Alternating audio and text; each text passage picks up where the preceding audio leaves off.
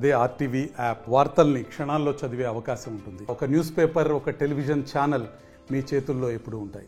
Comrade సూర్యంను 25 సంవత్సరాల encounter తర్వాత మళ్ళీ గుర్తు చేసుకున్న పరిస్థితి. కామ్రేడ్ సూర్యంను 25 సంవత్సరాల తర్వాత మళ్ళీ స్మరించుకుంటున్న పరిస్థితి. ఆదిలాబాద్ జిల్లా సెక్రటరీగా చేసినప్పుడు పేద ప్రజలకు ఎన్నో రకాల సేవలు అందించారని అప్పటి వారితో కలిసి పనిచేసిన వారితో పాటు వాళ్ళ బ్రదర్ సూర్యం పేరుతో బుక్ రాసి ఆ బుక్కులో ప్రధానమైన అంశాలు ప్రచురించే ప్రయత్నం, ఎక్కువ లైబ్రరీని సేకరించే ప్రయత్నం కూడా జరిగింది. మనతో పాటు ఆ బుక్కు రాసిన మురళి గారితో పాటు తనతో పనిచేసిన నాయకులు కూడా ఉన్నారు. ఒకసారి మాట్లాడిద్దాం. అది ఏంటి సార్, ఏంటి బుక్కు ప్రధాన ఉద్దేశం ఏంటి, ఏంటి అసలు ఇది రాయడం వల్ల సమాజానికి ఏం చెప్దాం అనుకుంటున్నాం? సూర్యం ఆదిలాబాద్ జిల్లా ప్రజల హృదయాలలో నిలిచిపోయిన విషయాన్ని గుర్తు చేసుకుంటూ నా సోదరుడు చేసినటువంటి పనిని 25 సంవత్సరాలు గుండెల్లో దాచుకున్నాను. దాన్ని ప్రజలకు తెలియజేయాలి. చరిత్ర ఒకటి, ఇది ఈ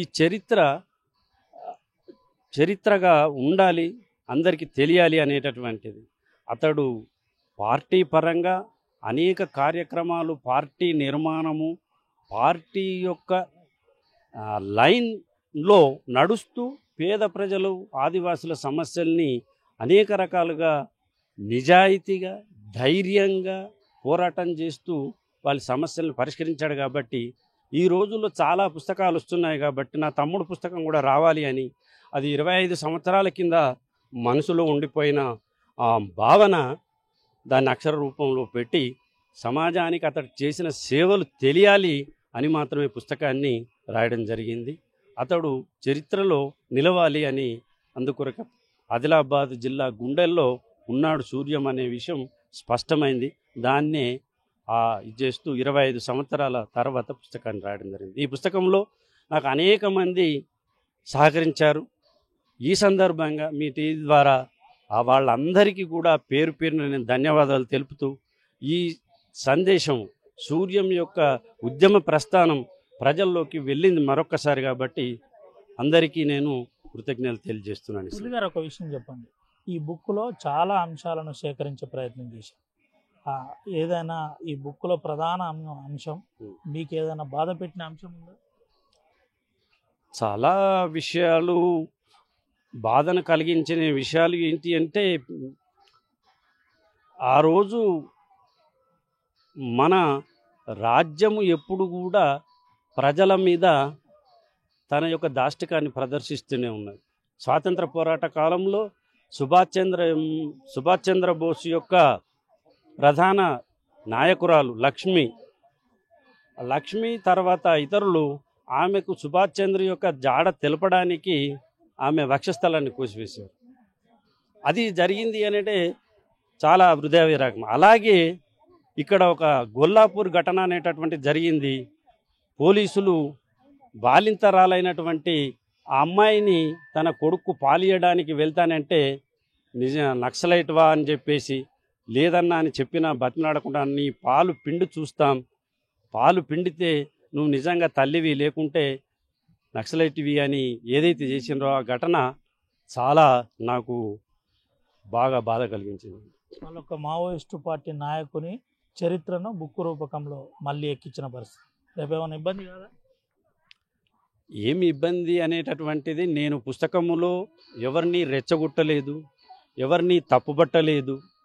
అది ఆ కాలములో అతడు చేసిన కార్యక్రమాలని మాత్రమే నేను అందులో రాశాను. అది జరిగిన విషయాలను మాత్రమే తెలియజెప్పడం జరిగింది.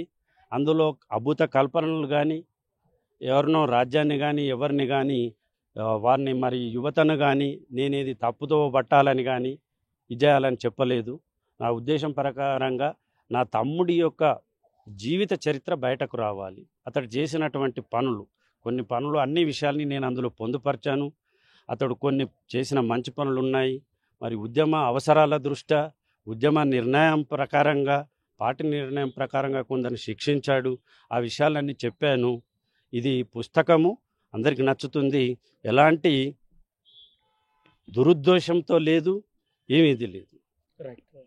మొత్తానికి బుక్ను సక్సెస్ఫుల్గా లాంచ్ చేసిన పరిస్థితి, ఇలా ఆవిష్కరించిన పరిస్థితి, దాంట్లో వీక్షణం వేణు గారు కావచ్చు, పాణి గారు కావచ్చు, ఏం చెప్పబోతారు చివరిగా వాళ్ళందరికీ, ప్రజలకు, ఆదివాసీ ప్రజలకు ప్రశ్నించే గొంతును నేర్పిండు సూర్యం. వాళ్ళ హక్కులు ఎలా సాధించుకోవాలి, ఎలా పోరాడాలి అని చెప్పేసి నేర్పిండు సూర్యం. ఈ విషయాలు నాకు పర్యటన చేస్తున్నప్పుడు వాళ్ళు తెలిపిన విషయాలు, మాకు అంబేద్కర్ అంటే తెలియదు, మాకు రాజ్యాంగము తెలియదు, మాకు హక్కులు తెలియవు అని చెప్పిన నాడు వాళ్ళకు హక్కులు ఏమిటి, ఎట్లా సాధించుకోవాలి అని నేర్పించిండు. కాబట్టి అది ఆ విషయంలో ఇది కావాలని అందరూ కూడా చైతన్యవంతులు కావాలని ఆయన చేసి కృషిని అభినందిస్తూనే రాసినటువంటిది. ఈ కృషిలో నాకు అజయ్ కానీ, మురళన్న కానీ, ఇక్కడ ఉన్నటువంటి చాలామంది అందరి పేర్లు నేను పుస్తకంలో కొంతవరకు ప్రస్తావించాను.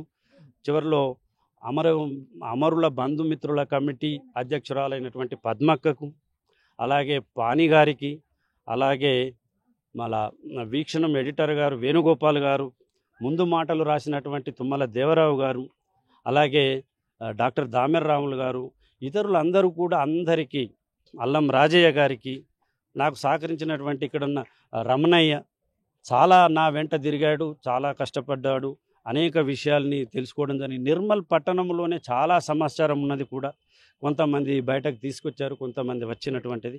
అందరికీ నా యొక్క హృదయపూర్వకమైనటువంటి ధన్యవాదాలు తెలియజేస్తాను. ఏం చెప్తారు సార్ సూర్యం విషయానికి వస్తే, మా అన్నగా చరిత్రలో ఎందరియో అమరవీరుల ఆశయాల కొరకు పోరాడి, వారు సమాజం కొరకు ఏదైతే పని చేసిండు అనే విషయాన్ని నేను ఎప్పుడు గమనించడం జరిగిందంటే, బీజేపీ రాష్ట్ర అధ్యక్షుడు వేణుగోపాల్ రెడ్డి, నేను బీజేపీ కార్యకర్తగానే పనిచేసినాను, బీజేపీ మండల అధ్యక్షుడిగా పనిచేసినాను. నా భావజాలన్నీ హిందుత్వం వైపు ఉంటాయి, అన్నదేమో విప్లవం వైపు ఉన్నాయి.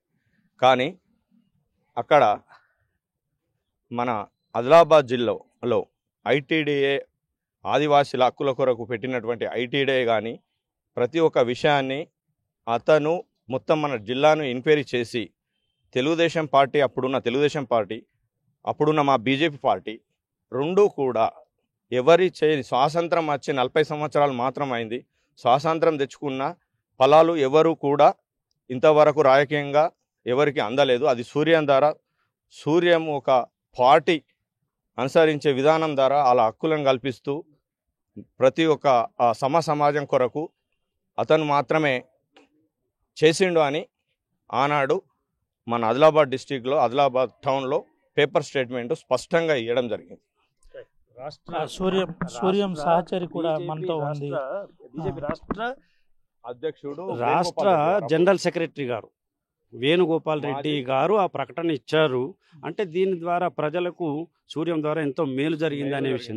ఏందమ్మా మీరు సూర్యం అన్న గురించి ఏం చెప్తారు? తన సహచరిగా ఉన్నారు. సూర్యం అంటే చాలా ప్రజల కోసం చాలా చేసిండు. ఆదిలాబాద్ జిల్లాకు మొత్తం ఇక ఆదివాసీ దాంట్లో మొత్తం పార్టీ బలోపేతనం సూర్యం ద్వారానే. మా ఆదివాసుల మొత్తం ఆదివాసులు. మీ పరిస్థితి, ప్రభుత్వం ఏం చేస్తుంది, మీకు ఏం చేసింది? ప్రభుత్వం అయితే ఏం చేయలేదు సార్. ఇక నేను ఇప్పుడు వచ్చిన మా అన్నదమ్ముల దగ్గర ఉంటున్నాను సార్. ఎక్కడ ఉంటుంది? Both mandal Kothapalli sir. మా అమ్మ నాన్న దగ్గర ఉంటున్నాను. ఎన్నో ప్రజల కోసం చేసిండు సార్, ఎన్నో పోరాడి, ఎన్నో పార్టీ పెత్తనం చేసిండు, పార్టీ మొత్తం ఉద్యమం నడిపించిండు. దాంట్లో ప్రభుత్వం ఏమి ఇయ్యలే? ఒక పిల్లడి ఇచ్చింది సార్, బోతులు ఇల్లు కట్టుకున్నా అంటే ఏమి ఇవ్వాలి. ఇది పరిస్థితి. ప్రభుత్వం నేను చేస్తామని చెబుతున్నారు. ఇలాంటి వాళ్ళను ఫస్ట్ లొకేట్ చేయాలి, లొకేట్ చేసి వారి పరిస్థితులు ఏంటో కూడా తెలుసుకోవాలి. ఉద్యమాల వైపు పోవడానికి కారణం ఏంది, ఉద్యమం తర్వాత వాళ్ళ పరిస్థితి ఏంటో కూడా ప్రభుత్వం ఆలోచించాలి. మనతో పాటు అజయ్ గారు మాట్లాడింది. ఏంటన్నా అజయ్ అన్న, ఎట్లా చూడొచ్చు? అంటే ఉద్యమం అనేది ఒక ప్రజల కాలానుగుణంగా మారుతున్న పరిస్థితులకు అనుగుణంగా ఏదైనా కూడా ఒక ఉద్యమం అనేది వస్తుంది.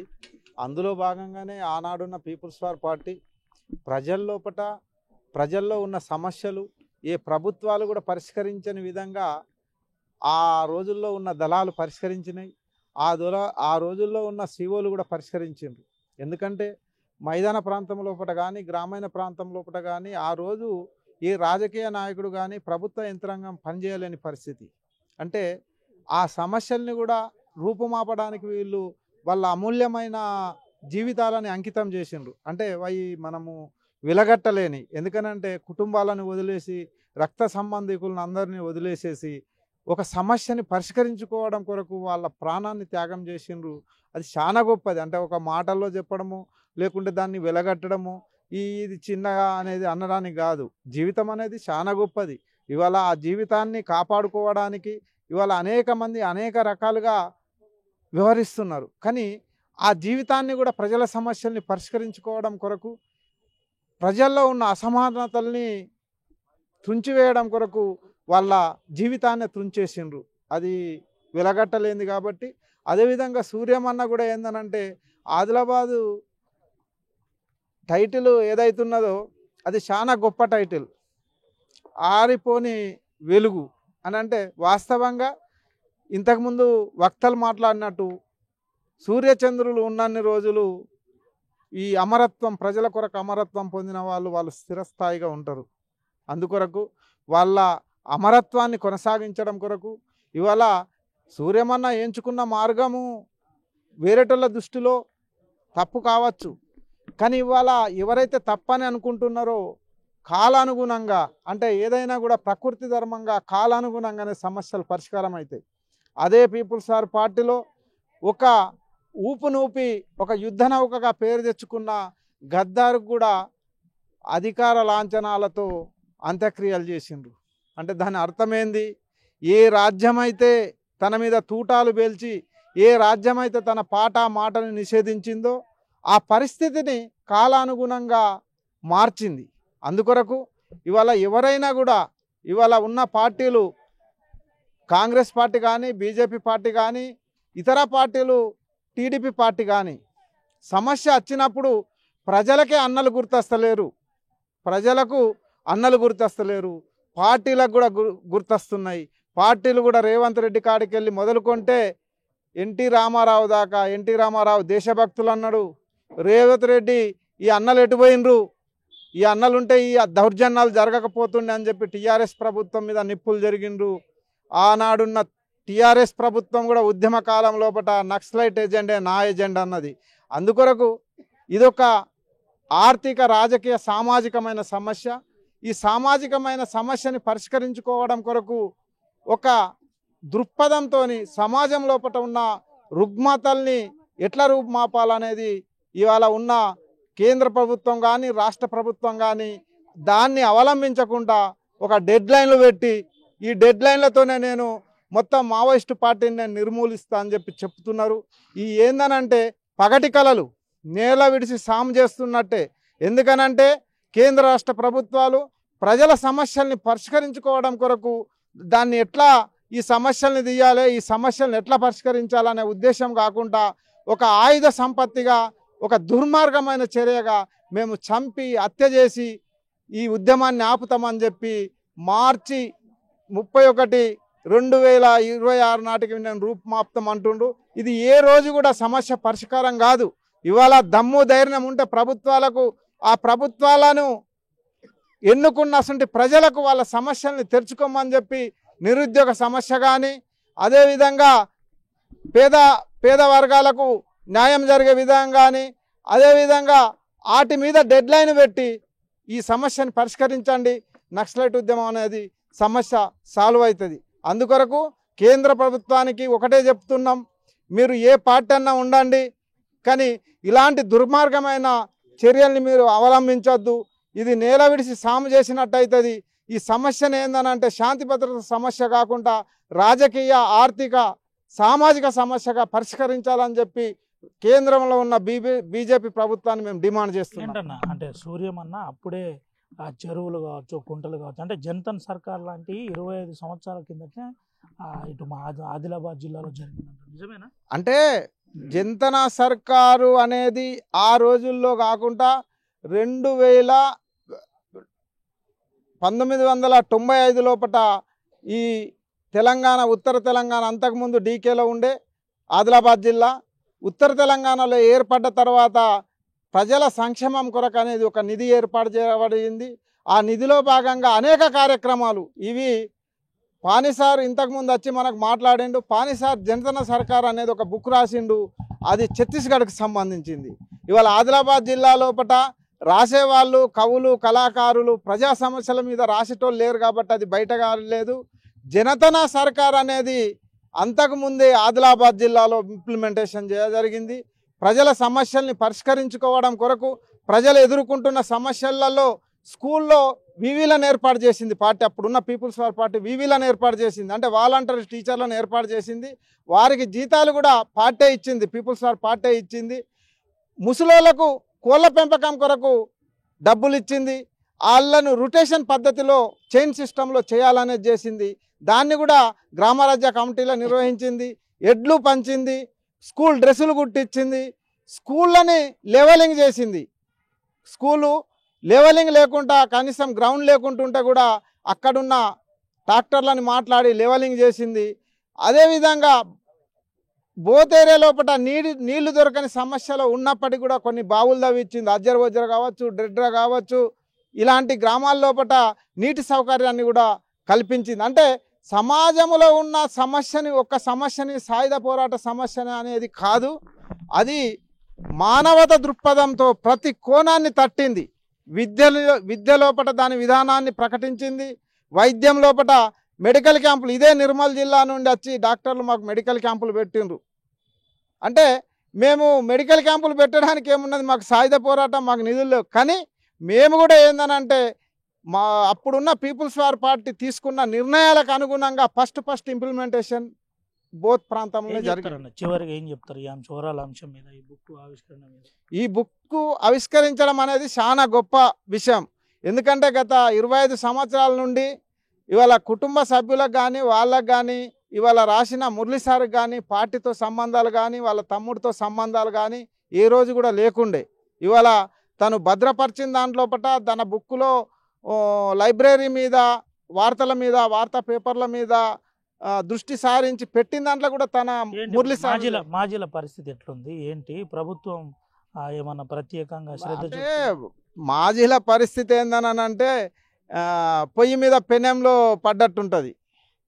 అంటే మాజీలు అనేవాడు రెండో పౌరుడు.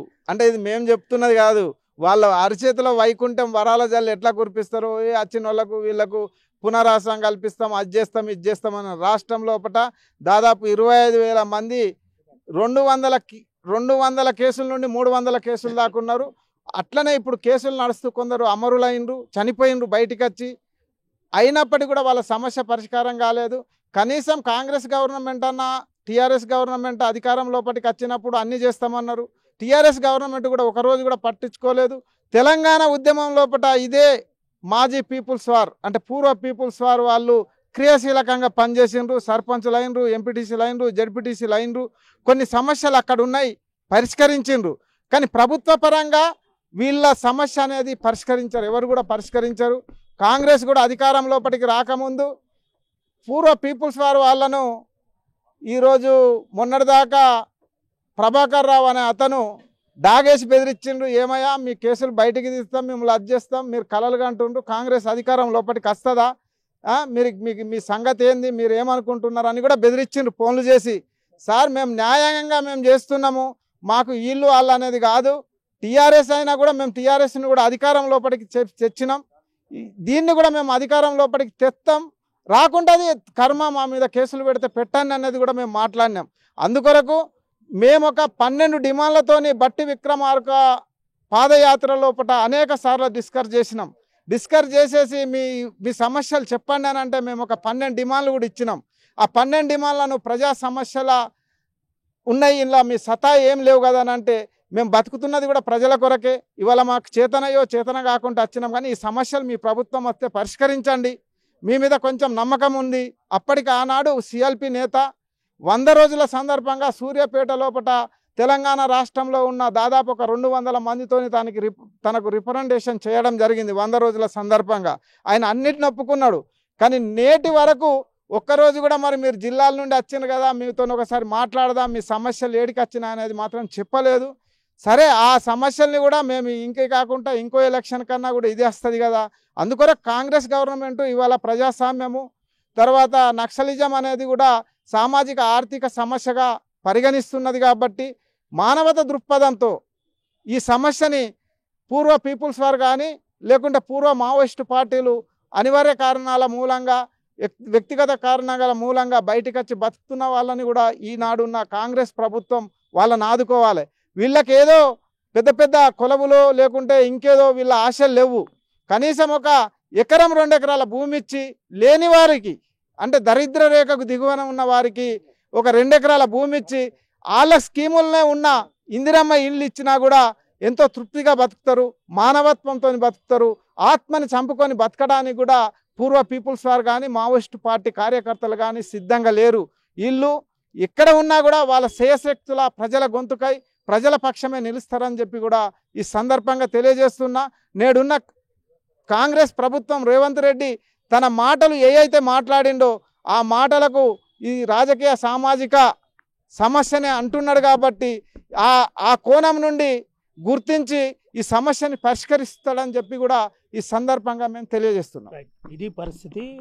ఫస్ట్ మాజీల పరిస్థితి చాలా ఘోరంగా ఉందని చెబుతున్న పరిస్థితి. దీంతో పాటు సూర్యం చేసిన సేవలు మర్చిపోలేనివి. అప్పుడే సర్కార్ పేరుతో అంటే జన్తన్ సర్కార్ 25 సంవత్సరాల క్రితమే ఆదిలాబాద్ జిల్లాలో కొనసాగింది. దానికి నిదర్శనమే ఈరోజు బుక్ ఆవిష్కరణ. ఈ బుక్లో ప్రధాన అంశాలు కొన్ని పొందుపరిచాం. ముఖ్యంగా లైబ్రరీ ద్వారా సేకరించాం. దీంతో పాటు ఈ బుక్కును ఎవరిని ఉద్దేశించి ఎవరిని రెచ్చగొట్టే బుక్ కాదు, అంతా కూడా ఉద్యమానికి అనుగుణంగా ఆదివాసీ ప్రాంతాల్లో మా తమ్ముడు చేసిన ప్రతి అంశం దీంట్లో పొందుపరిచే ప్రయత్నం చేశామని కుటుంబ సభ్యులు చెప్పారు. కుటుంబ సభ్యులు ఆర్టీవీతో మాట్లాడుతూ భావోద్వేగానికి గురయ్యారు. 25 సంవత్సరాల క్రితం విప్లవోద్యమంలో మా తమ్ముడు చేసిన సేవలు మర్చిపోలేనివని చెప్పిన పరిస్థితి. ముఖ్యంగా బట్టి విక్రమార్కకు మాజీ మావోయిస్టు పార్టీలో పనిచేసిన మాజీలు ఎవరైతే ఉన్నారో వాళ్ళు 12 డిమాండ్లతో ఒక లేఖ ఇచ్చాం. లేఖలో మా బాధను వెళ్ళబుచ్చాం.